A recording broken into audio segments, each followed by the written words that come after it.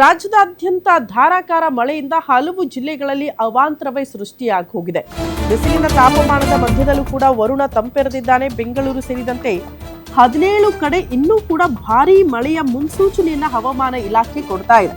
ಹವಾಮಾನ ಇಲಾಖೆಯ ಎಚ್ಚರಿಕೆ ಇದು, ಇನ್ನೂ ಕೂಡ ಮಳೆ ಆಗುತ್ತೆ ರಾಜ್ಯದ ಬಹುತೇಕ ಜಿಲ್ಲೆಗಳಲ್ಲಿ ಅಂತ. ಬೆಂಗಳೂರು ಸೇರಿದಂಗೆ ಮೇ 29ರವರೆಗೂ ಕರ್ನಾಟಕದ ಹಲವು ಜಿಲ್ಲೆಗಳಲ್ಲಿ ಮಳೆ ಆಗುತ್ತಂತೆ. ಕೊಪ್ಪಳ, ಗದಗ ಜಿಲ್ಲೆಯಲ್ಲಿ ಆರೆಂಜ್ ಅಲರ್ಟ್ ಘೋಷಣೆ ಮಾಡಲಾಗಿದೆ. 17 ಜಿಲ್ಲೆಗಳಿಗೆ ಯೆಲ್ಲೋ ಅಲರ್ಟ್ ಅನ್ನ ಹವಾಮಾನ ಇಲಾಖೆ ನೀಡಿದೆ. ಯಾದಗಿರಿ, ರಾಯಚೂರು, ಬಾಗಲಕೋಟೆ, ಬಳ್ಳಾರಿ, ವಿಜಯನಗರ, ದಾವಣಗೆರೆ, ಚಿತ್ರದುರ್ಗ, ತುಮಕೂರು, ಚಿಕ್ಕಬಳ್ಳಾಪುರ, ಬೆಂಗಳೂರು ಗ್ರಾಮಾಂತರ, ಬೆಂಗಳೂರು ನಗರ, ಕೋಲಾರ, ರಾಮನಗರ, ಚಾಮರಾಜನಗರ, ದಕ್ಷಿಣ ಕನ್ನಡ, ಉಡುಪಿ ಹಾಗೂ ಉತ್ತರ ಕನ್ನಡ ಜಿಲ್ಲೆಗಳಲ್ಲಿ ಭಾರೀ ಪ್ರಮಾಣದಲ್ಲಿ ಗುಡುಗು ಸಿಡಿಲು ಸಹಿತ ಮಳೆ ಆಗಲಿದೆ ಅಂತ, ಮಳೆ ಆಗುವ ಸಾಧ್ಯತೆ ಇದೆ ಅಂತ ಹವಾಮಾನ ಇಲಾಖೆ ಎಚ್ಚರಿಕೆಯನ್ನು ಕೊಡ್ತಾ ಇದೆ.